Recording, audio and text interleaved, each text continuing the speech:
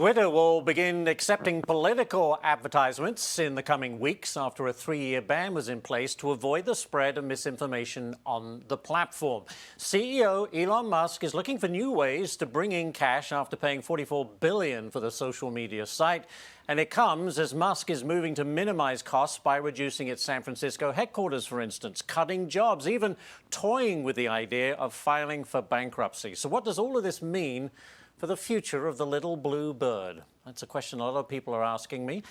Joining me now, though, Fox Business exclusive, is the former Huffington Post CEO, Yahoo board member, and longtime venture capitalist, Lyra Hippo's managing partner, Eric Hippo. Eric, great to see you.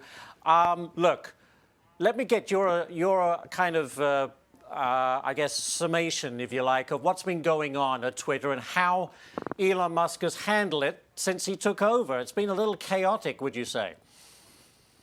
Completely. Hi, Ashley. It was completely chaotic, and maybe there's some method to his madness. After all, he's a fantastic businessman. But he took over. He immediately fired about 2/3 of the employees.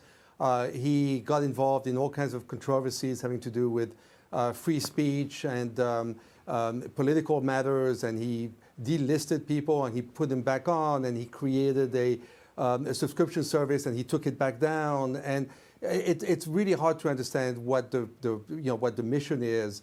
But more importantly, he really scared off the advertisers. By some reports, he lost as many as 70% of his advertising.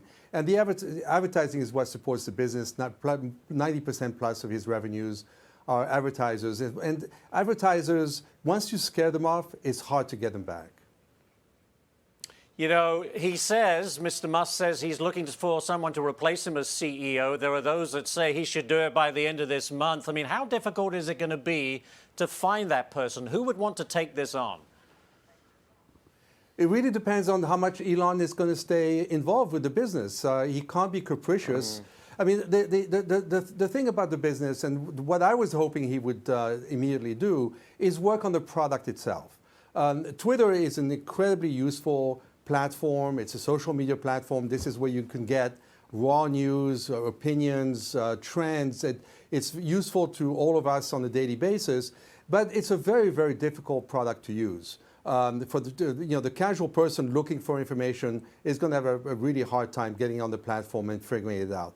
So I was hoping that that's where he was going to go, that he was going to make it more user-friendly and user-friendly to advertisers, and he hasn't done any of that, so I'm not quite sure what his plan is. What would you advise him to do, Eric, as with regard to creating some decent cash flow? He's talked about paying tiers and so on and all of these different things, but as you point out, he's been losing a lot of advertisers, which is the core of his revenue. What would you advise him right now?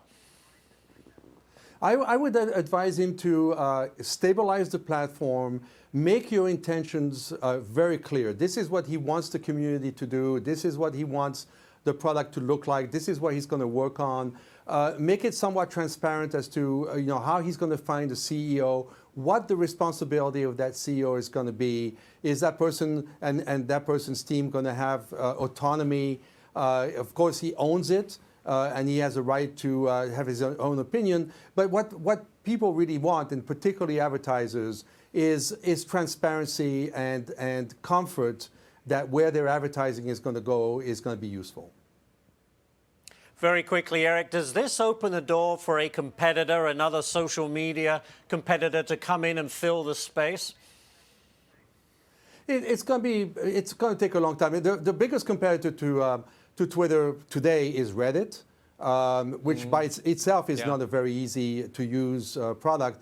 And there's another one called Mastodon, but all of these things take a long time. The worry here is that Twitter will just basically go bankrupt, and that'll be the end of that. Very quickly, do you think that's a possibility?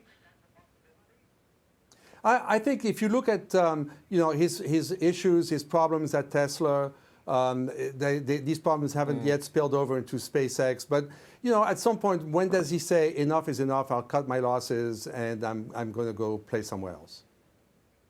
Well, we'll find out, but it's fun to follow in some ways. Eric Hippo, thank you so much for joining us. Really appreciate your input today. Thank you.